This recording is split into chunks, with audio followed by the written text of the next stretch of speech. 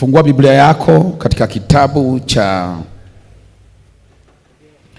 pili cha Wafalme sura ya 8 mstari wa kwanza mpaka mstari wa 6. Halafu tutasoma Zaburi sura ya 33 mstari wa 8 mpaka mstari wa 10. Wafalme wa pili au kitabu cha pili cha Wafalme sura ya 8 mstari wa kwanza mpaka wa 6. Halafu na Zaburi sura ya 33 mstari wa 8 mpaka mstari wa 10.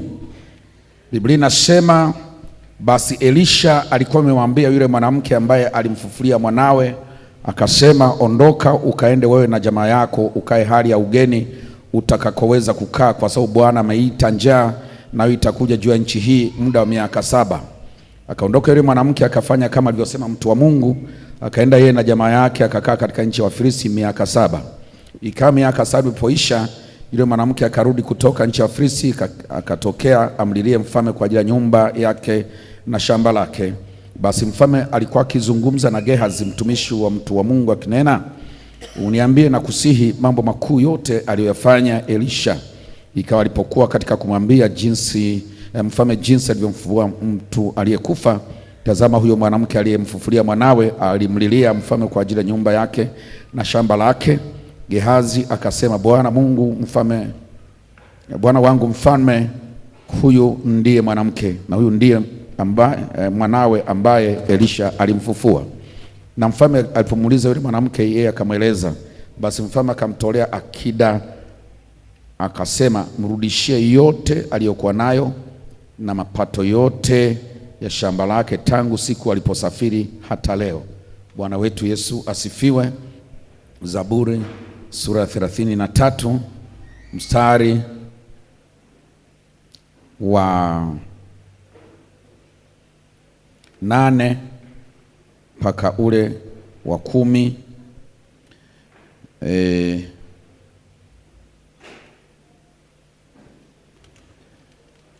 Wacha nisome mpaka wa 11.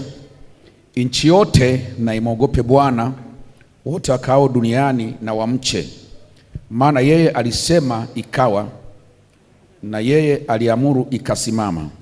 Bwana huyabatilisha mashauri ya mataifa, huyatangua makusudi ya watu. Shauri la Bwana lasimama milele, makusudi ya moyo wake vizazi na vizazi. Bwana wetu Yesu asifiwe.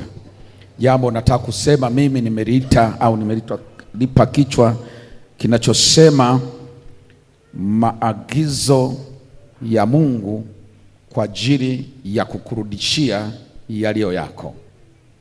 Maagizo ya Mungu au amri ya Mungu kwa ajili ya kukurudishia, au unaweza kutumia kukurejeshea yaliyo yako. Maagizo ya Mungu kukurejeshea yaliyo yako. Bwana wetu Yesu asifiwe. Bwana wetu Yesu asifiwe. Habari hii wale mnaosoma Biblia mnaijua kwamba miaka kadhaa hapo nyuma, zaidi ya miaka 7 iliyokuwa imepita nyuma kule, mwanamke huyu alikuwa akiishi katika nchi inaitwa Shunemu akiwa na mume wake, na wote wawili ni wacha Mungu. Mwanamke huyu pia alikuwa na cheo ambacho Biblia haijakitaja alikuwa na cheo gani, ila imemtaja tu kwamba alikuwa mwanamke mwenye cheo. Alikuwa afisa fulani katika nchi hiyo ya Israeli ya wakati huo, kwa ngazi ambayo haijatajwa, lakini inaonekana ilikuwa ni ngazi ya juu. Alikuwa ni mwanamke mwenye cheo. Mwanamke huyu mahali ambapo alikuwa anaishi na mmewe katika eneo linaloitwa Shunemu, jina lake halijatajwa wala mmewe halijatajwa jina, ila ameitwa Mshunami. Anatajwa tu kama Mshunami kwa kuwa alikuwa anakaa Shunemu. Haleluya. Kwa mwanamke huyu aliyejulikana kwa jina la eneo analoishi, sio kwa jina lake, kwa jina la eneo analoishi. Akatokea hapa anapoishi ni maeneo ambayo Elisha katika safari zake za kihuduma hupenda kupita hapo, na kwa sababu yeye na mmewe ni wacha Mungu, lakini pia ni watu wakarimu, wakapenda kuwa wanamkaribisha nabii Elisha nyumbani kwao. Siku nyingine anakula chakula labda cha mchana au cha jioni, akiwa anaendelea na huduma zake, anasafiri. Baadaye kumbe wanamsoma huyu Elisha ni wa namna gani, maana watumishi wa Mungu nao wana sampuli mbalimbali. Si kila mtumishi wa Mungu ni mtumishi wa Mungu kweli kweli. Kwa walitumia muda wa kutosha wakati wanamkaribisha, wanakula naye, wanaendelea kumstade, wamtambue ni mtumishi wa Mungu wa sampuli ipi. Kwa hiyo baadaye yule mwanamke akajiridhisha, akamwita mume wake mazungumzo ya faragha ya kifamilia, akamwambia, huyu mtumishi ambaye huwa anakuja hapa nyumbani kwetu, nimeshagundua sasa. Vigezo alivyotumia havikuandikwa, lakini bila shaka alikuwa na vigezo vyake vya kutambua mtumishi wa kweli wa Mungu, kujua kumtofautisha na mwingine na mwingine na mwingine. Kwa hiyo kwa vigezo alivyotumia akawa amejua, huwa tunatembelewa hapa nyumbani kwetu na mtumishi wa kweli wa Mungu. Kwa hiyo akasema kwa mume wake, akaleta wazo. Bila shaka baada ya, unajua Biblia haiandiki mazungumzo yote.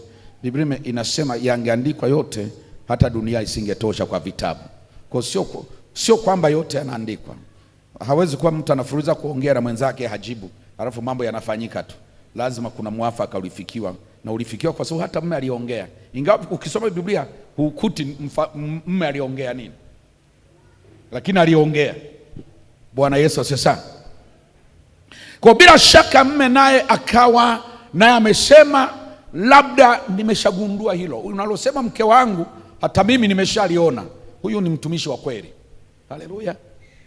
Au kama alikuwa hajajitazamisha hapo, ni kama mke wake alimfumbua macho. Bila shaka akasema, kweli kabisa mke wangu umenifumbua macho. Unajua hilo jambo ni kwa sijalitazama, lakini umesema jambo hata mimi limenifumbua macho.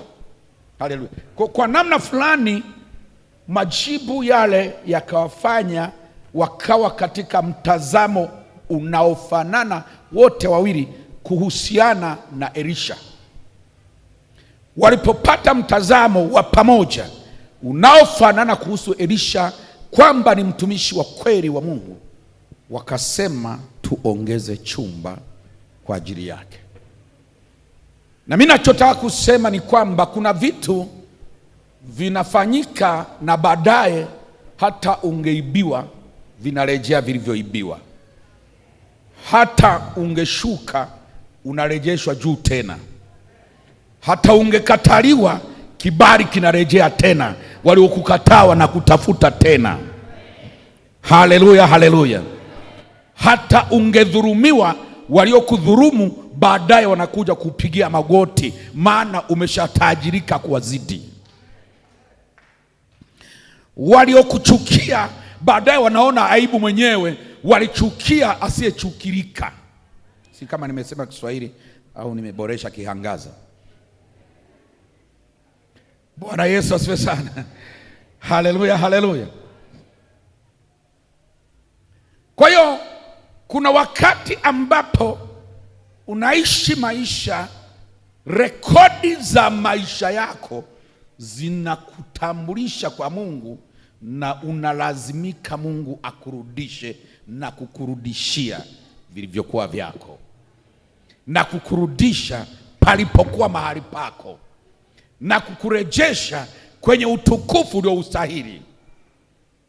Jambo la kwanza ni kuongeza chumba. Sema kuongeza chumba. Ukitaka kumwona Mungu zaidi, muongezee chumba kwenye maisha yako. Maeneo yote ya maisha yako muongezee chumba. Kwenye eneo la fedha zako ongeza chumba cha Mungu. Kwenye eneo la nidhamu yako ya kuishi na watu ongeza chumba cha Mungu. Kwenye eneo lako la kuabudu ongeza chumba cha Mungu.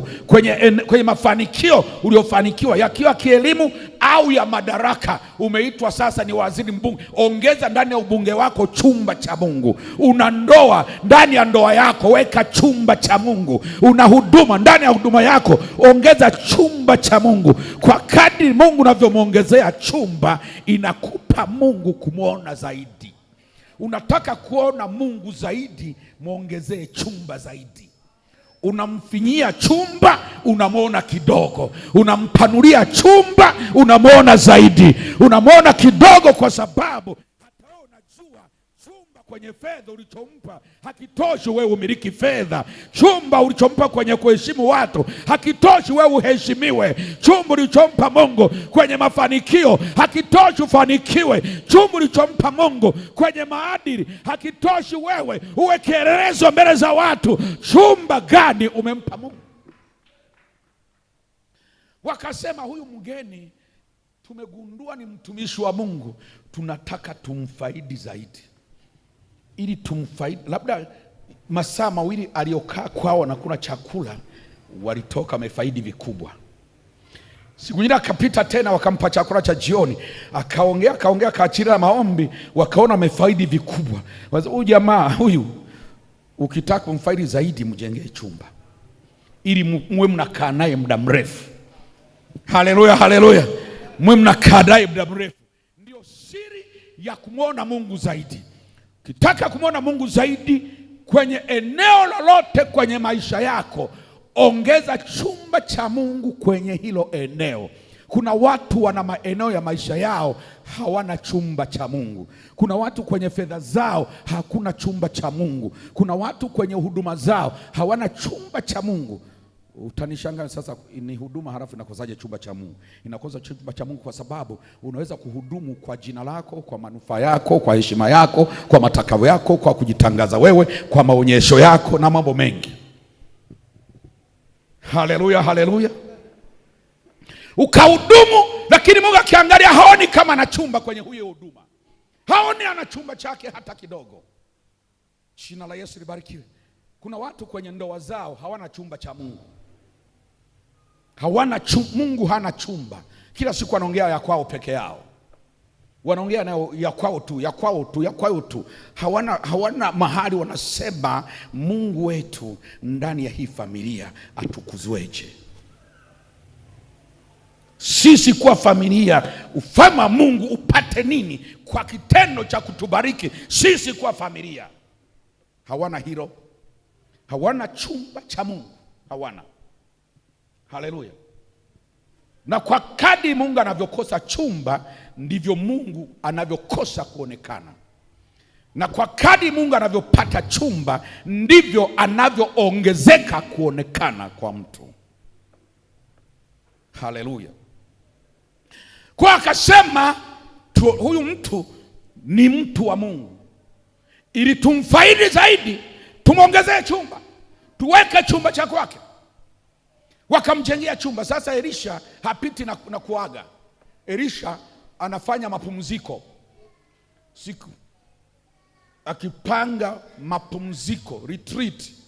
Nataka nimehudumu vya kutosha, nasikia kuchoka, wacha nipumzike, nitulie mbele za Bwana kwa muda kadhaa, siku 3, 4, 5. Anajua pa kwenda, anaenda penye chumba chake.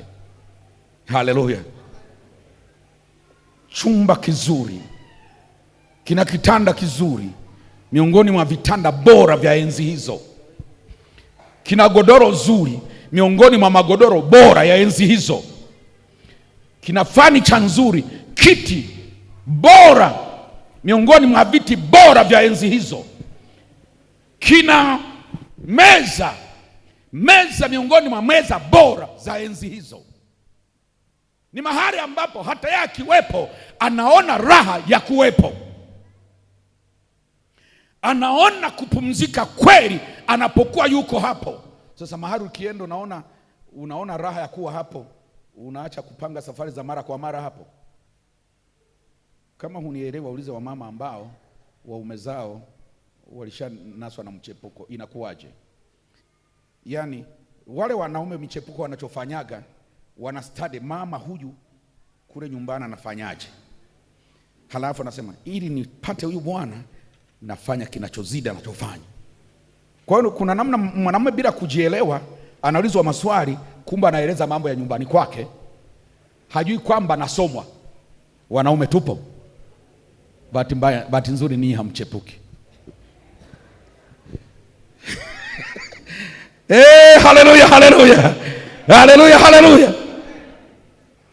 Unajinasa mwenyewe kama Samsoni, unaulizwa maswali, kumbe anakuuliza ajue unakosa nini nyumbani, halafu aboreshe wapi.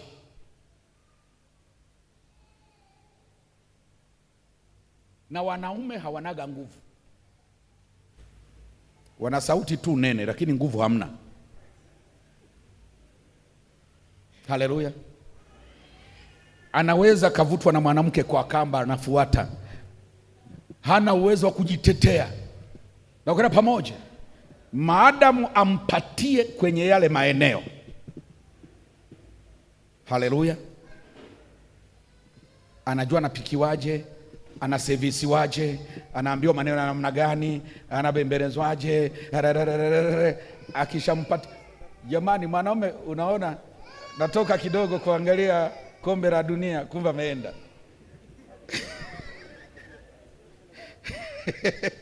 Haleluya. Anasema weenda kuona kombe la dunia, kumbe amefanyaje? Ameenda. Jina la Yesu libarikiwe.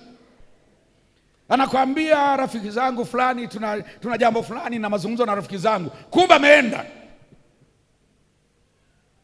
Haleluya. Unakuja kushituka anapoanza kuwa anakuja ameshiba. Tulikuwa kule bwana, rafiki zangu wakanunua mishikaki tukala, leo sijisikii kula. Na wewe unaamini tu hajisikii kula, kumbe kashakula.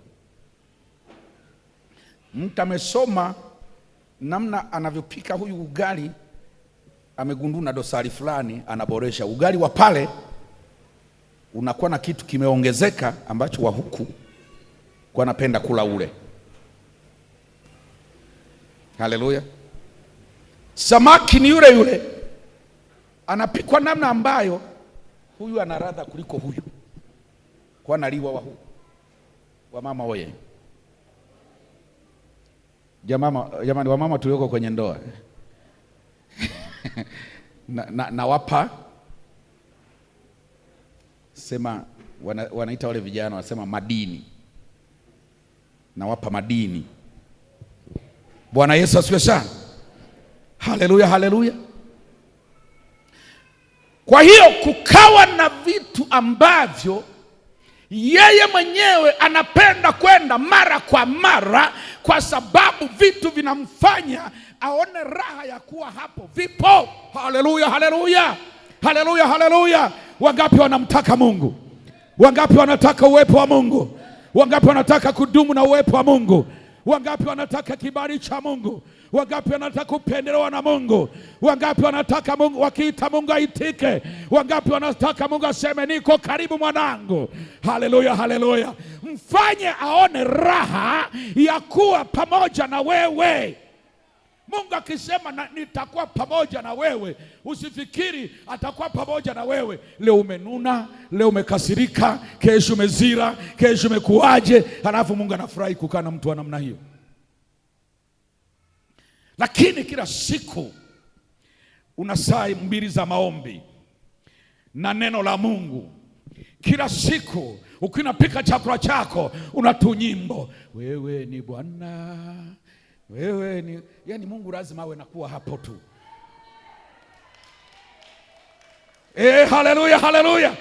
Lazima Mungu awe yani hapo Mungu anaona raha kutembea. Ukisikia nani yule, yani Henoki akaenda pamoja na Mungu mpaka akatoweka, maana Mungu alimtwaa ile, akaenda pamoja na Mungu. Wewe fikiria, mtu anaenda na Mungu shambani na Mungu, wapi na Mungu, wapi na Mungu, wapi na Mungu. Lazima kuna namna fulani Mungu anaona raha kuwa hapo. Mungu hajakaa sawa huku na peruzi mapicha ya ajabu ajabu. Sinabidi niondoke kwanza nimsubiri malize mapicha yake. Haleluya, haleluya. Mara hujakaa sawa huku nagombana na mtu. Mwanza huyu ngoja nimwache kwanza, niende kwa tu angalau niburudike, wamalize kugombana kwanza hawa. Haleluya, haleluya. Mwingine yuko nasema hata sijui kwa nini naishi, bora nife. Bwana Yesu asifiwe sana. Yaani kila siku umechoka, kila siku umekata tamaa, kila siku. Haleluya, haleluya.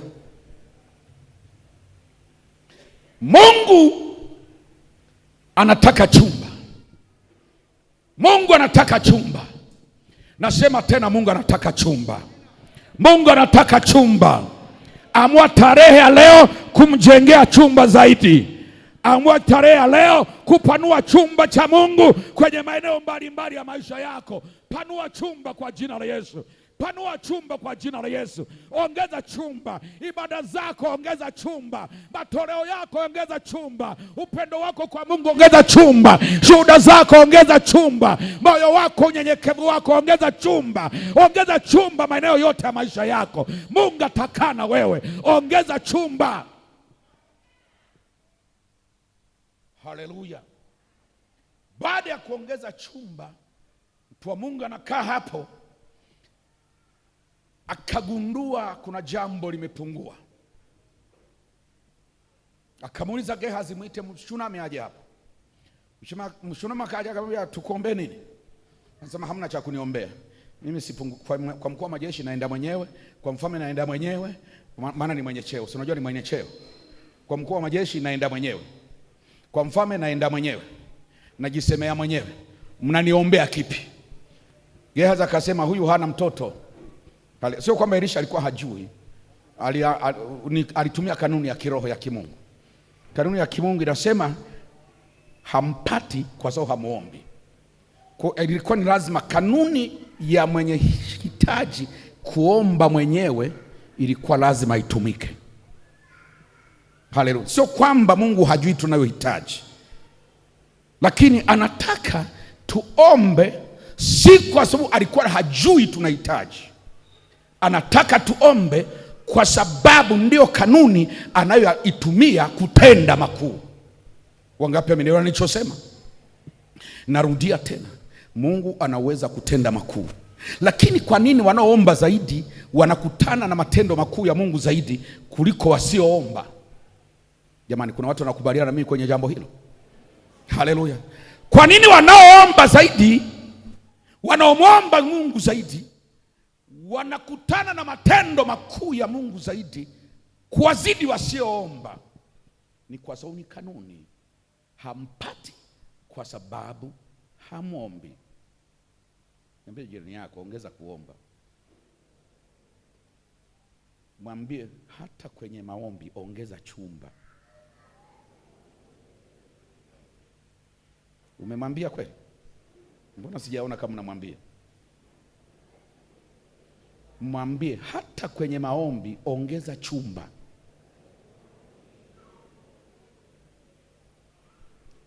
Kuna mambo mengine sio magumu, ila wewe umekuwa mvivu wa kuomba. Narudia tena, kuna mengine sio magumu, ila wewe umekuwa mvivu wa kuomba. Kuna mengine si kwamba yasingefanyika, lakini umekuwa mvivu wa kuomba. Haleluya. Anasema hampati kwa sababu hamwombi. Na hata mkijaribu kuomba, mwaomba vibaya kwa sababu mnatanguliza tamaa, ubinafsi. Mnataka mpate vitu kwa ubinafsi wenu. Mnaomba, lakini msukumo ulio nyuma ya maombi ni ubinafsi. Anasema hampati kwa sababu mmejaa ubinafsi. Hata majibu ya maombi nayo mnataka myafanyie ubinafsi. Haleluya. Hata utoaji na upaji wa kimungu nao mnataka mufanyie ubinafsi. Hata baraka za Bwana nazo mnataka mzifanyie ubinafsi.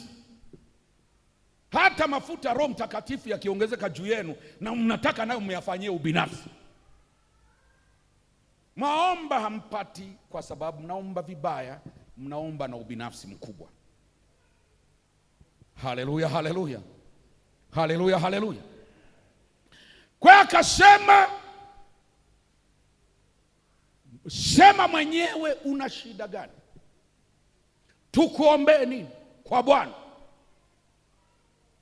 Kabidi Gehazi aseme hana mtoto, na mama akasema ni kweli mtumishi wa Bwana. Unajua si yote yameandikwa.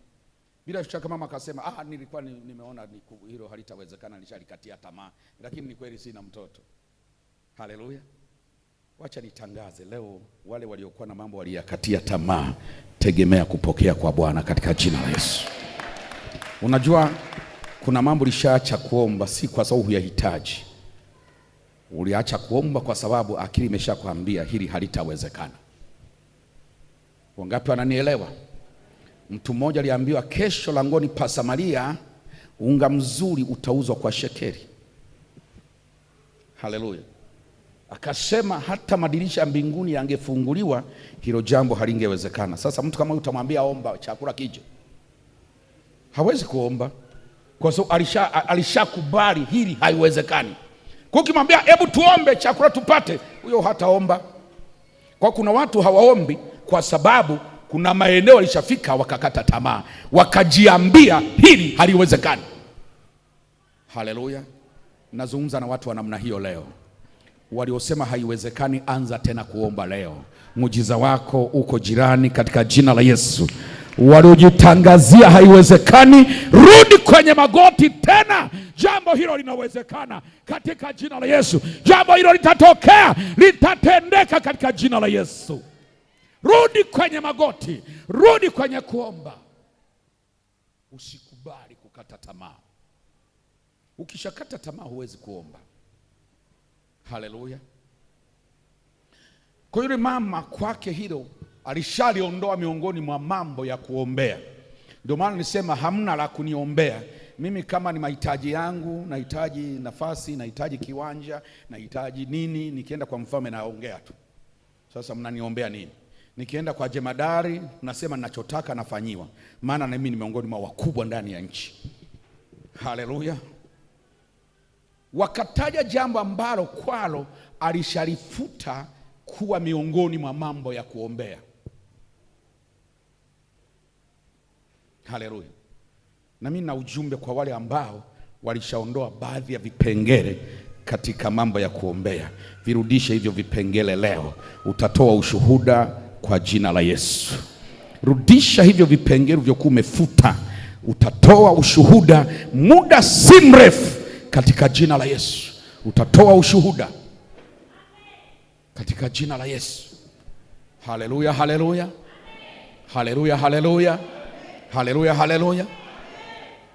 Baada ya tukio lile, mnafahamu mtoto baadaye alipokuwa kamekuwa kijana, kanaenda shambani na mzee, kameshaanza kutembea, nikakubwa, kanasaidia kazi ndogo ndogo kule shambani kwa mzee, kakaumwa kichwa kakafa. Kalipokufa Elisha kakafufua, hiyo story mnaijua. Sasa baada ya pale Elisha akamwambia yule mama, akamwambia kuna njaa inakuja, wewe haitaki uteseke na mambo ya njaa. Nenda mahali utakapoona salama, kuna chakula tele, uishi huko, njaa ikipita urudi. Akaona kule Filisti kuna chakula cha kutosha, mazingira ni mazuri, akahamia. Haleluya. Njaa ikapita miaka 7 akarudi.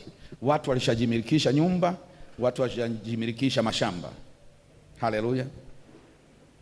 Akakuta taarifa zake zinaongelewa na mfalme. Mfalme niwahi kuhubiri jambo hilo, Mungu akikufanya agenda. Unajua hapo tunaweza kutoa message nyingi.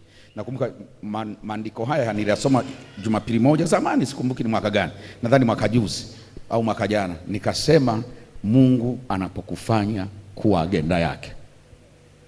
Mnakumbuka wangapi walikuwepo? Mungu anapokufanya kuwa agenda yake. Yaani anafika pale anakuta tayari kabla hajafika alikuwa ni agenda ya mfalme. Mfalme anaulizia habari zake. Jina la Yesu libarikiwe. Sasa hiyo sio message ya leo, lakini message linasema amri ya kifalme ya kukurudishia vilivyokuwa vyako. Haleluya. Mama yule anafika pale, anatoka uhamishoni, watu walishamiliki nyumba yake, watu walishamiliki shamba lake, na ugomvi na watu hataki. Ikabidi aende kwa mfalme ili apate oda ya kifalme. Mwambie jirani yako, usigombeane na watu. Hata kama wanakuonea usigombane nao. Hata kama wanakunyima haki usigombane nao. Wewe nenda kwa mfalme, oda itoke juu. Mlishawahi kusikia haya ni maelekezo kutoka? Hivyo kuna watu wanaielewa hiyo kitu maana yake? Kuna watu wanaelewa. Sasa kuna kitu tunaita maelekezo kutoka mbinguni. Hebu nenda mbingu zitoe maelekezo. Aliyeingilia ndoa yako na kuambia ataondoka bila ugomvi. Aliyekudhurumu ataachia bila ugomvi. Aliyekudharau atakuheshimu bila ugomvi. Aliyekushusha atakupandisha bila ugomvi. Maana yatatoka maelekezo kutoka juu. Sema maelekezo kutoka juu. Yatatoka maelekezo kutoka juu. Jina la Yesu libarikiwe. Sema maelekezo. Maelekezo. Maelekezo. Ulikuwa umeshavunjika moyo, umeshachafuka moyo, wamekufanya nini? Wamekufanya nini? Wamekufanya nini? Ondoka huko leo kwa jina la Yesu. Nenda kule juu, halafu ambia kule juu, kuna watu huko wananisumbua, halafu maelekezo yatoke juu. Jina la Yesu libarikiwe. Jina la Yesu libarikiwe. Alienda mahali alikuwa naishi, akakuta kuna watu wanakaa kwenye nyumba yake. Anasema ni nyumba yangu. Anasema tangu lini? Anasema ninyi hamnijui, wacha niende panapohusika. Haleluya. Mwambie jirani yako akikuonea, waambie hivi, wacha niende panapohusika. Watu wakikunyanyasa, waambie wacha niende panapohusika. Haleluya. Watu wakikunyima vitu, waambie wacha niende panapohusika. Watu wakikupa majina yasiyo ya kwako, waambie ngoja niende panapohusika. Jina la Yesu libarikiwe. Jina la Yesu libarikiwe. Wanamwambia nyumba yako tangu lini? Akamwambia hamna shida, wacha niende panapohusika. Akaenda kwenye mashamba yake, watu wanalima mashamba yake, wanavuna, halafu anauliza shamba lako tangu lini? Ulikuwa wapi? Ambia okay, tulieni, ngoja niende panapohusika. Leo watu wa Mungu waanze kwenda panapohusika. Jifunze kanuni ya kwenda panapohusika. Panapohusika patakusaidia, panapohusika patakutetea, panapohusika patakurejeshea, panapohusika patakuinua tena, patakubariki tena, patakutukuza tena, patakuheshimisha tena. Nenda panapohusika. Haleluya, haleluya. Usigombane na wasiohusika. Usiumizane na wasiohusika. Nenda kwa mhusika. Yehoshafati alisema hivi, Mungu wewe ndio ulitupa hii nchi, halafu kuna watu wanakuja wanataka kutuondoa. Hivi wewe Mungu hutawahukumu? Mungu akamwambia, nimeshakuelewa mwanangu, wewe hutapigana nao. Wewe nenda kaimbe tu pambio, halafu mimi hiyo nyingine niachie. Haleluya, haleluya, haleluya. Alipeleka kesi panapohusika. Jina la Yesu libarikiwe. Mwanamke Mshunami akasema, mnadhulumu nyumba yangu, shamba langu, ngoja niende panapohusika. Akaenda kwa mfalme. Alipofika kwa mfalme, akaona, akakuta topic ni yeye. Haleluya. Mwambie jirani yako, kule mbinguni topic ni wewe. Ukishaanza kulia tu, kule mbinguni topic ni wewe. Ukishaanza kusononeka, kuna watu wanakufanyia mambo hayafai, kule mbinguni unageuka kwa topic. Topic ni wewe. Jina la Yesu libarikiwe. Anafika kwa mfalme, topic ni yeye, wanamwongelea. Alipotokeza tu, Gehazi akasema tena mtu mwenyewe ndio huyo hapa. Haleluya. Unafikiri nini kinafuata? Unatokeza, halafu anasema mtu mwenyewe tukao tunamsema ndio huyo hapa. Haleluya. Mfalme akasema ni wewe, ni wewe. Ni wewe mtoto wako alifufuka, ni wewe. Ni wewe ulimjengea chumba Elisha, ni mimi. Ni wewe ulikuwa unampa chakula Elisha, ni mimi. Ni wewe ambaye ulikuwa unampa maji ya kunawa, ni mimi. Ni wewe ulimpa na meza nzuri na kiti kizuri na kila kitu. Ni wewe, ni mimi. Mwambie jirani yako, ukiwa unafanya vitu vya kimungu usifikiri unapoteza. Havipotei. Jina la Yesu libarikiwe. Mfalme akasema hivi, kama ni wewe uliyefanya hayo yote na mtumishi wa Mungu akafufua na mtoto wako, askari njoo. Sasa kwa lugha hii tunasema malaika njoo. Haleluya. Malaika fulani njoo. Kama ni vita na Mikali njoo. Tuma vikosi. Haleluya. Bwana Yesu. Kama ni ujumbe maelekezo, Gabriel njoo. Nenda mahali fulani, toa maelekezo haya. Na anaibisha anakuwa bubu mpaka muujiza utokee. Bwana Yesu asifiwe sana. Mfalme akaita askari akasema, nenda, maelekezo ni kama ifuatavyo. Nyumba ya mama arejeshewe haraka sana. Pili, mashamba yake yote arejeshewe haraka sana, na hesabu ipigwe chochote ambacho huyo mtu alishawahi kuvuna akafaidi kwenye hayo mashamba, hata kama alishakula. Duniani wanasema atavitapika. Arudishe vyote hata alivyokwisha kula, avifidie vyote. Tangu mama huyo alipoondoka, mtu akakalia shamba lake mpaka leo, chochote alichonufaika kwenye hili shamba hesabu ipigwe, kirudi chote. Hiyo ni amri inatoka juu ya kifalme kukurejeshea ulivyopoteza. Na malizia kwa kusema, wanaohisi walipoteza, wanaohisi walinyanyasika, wanaohisi walishushwa, wanaohisi walikokuwa siko waliko, wanaohisi adui alifanya uharibifu, nisikilize. Ujumbe huu ni amri ya Mungu kwamba vyote virudi. Ni amri ya kifalme kwamba virejee vyote ulivyokuwa na haki navyo, vyote vyokuwa vyako kihalali vikurudie katika jina la Yesu. Heshima yako ikurudie, haki zako zikurudie katika jina la Yesu Kristo. Baraka yako ikurudie, afya yako ikurudie, utukufu uliokuwa juu yako kurudie katika jina la Yesu. Nafasi zako zikurudie katika jina la Yesu. Bwana Mungu aliye hai, vikurudie. Simama. Haleluya. Jina la Yesu libarikiwe. Jina la Yesu libarikiwe. Kila kilichokuwa chako kikurudie. Aliyekupangia mabaya yatarudi kwake, na mema yako yakurudie katika jina la Yesu. Inua mikono yako mbele za Bwana. Baba, katika jina la Yesu nimetamka neno hili, na Zaburi umesema, wewe unasema na jambo hutukia. Umesema Zaburi 33 mstari wa 9, ulisema na ikawa. Na sasa kwa kuwa umesema, ninajua sasa inakuwa, na iwe katika jina la Yesu. Walioangushwa wainuke tena, na iwe hivyo katika jina la Yesu. Waliodhulumiwa warejeshewe walivyodhulumiwa katika jina la Yesu, na iwe katika jina la Yesu. Walioharibiwa afya zao ziwarudie tena katika jina la Yesu, na iwe hivyo katika jina la Yesu Kristo. Waliorudishwa nyuma na walikuwa mbele warejeshwe mbele tena katika jina la Yesu, na iwe hivyo katika jina la Yesu, na iwe katika jina la Yesu.